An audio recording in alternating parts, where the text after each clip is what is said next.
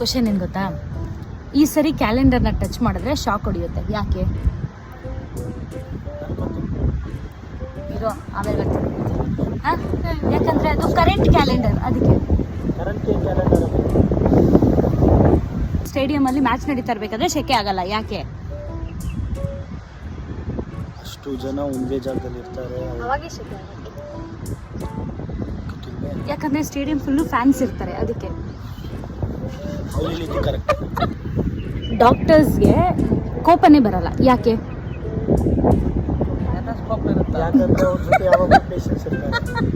Normal ಯಾವುದೇ manager ಹತ್ರ employee ಹೋದ ತಕ್ಷಣ ಮ್ಯಾನೇಜರ್ ಸ್ಪೆಕ್ಸ್ ಹಾಕೋತಾನೆ, ಯಾಕೆ?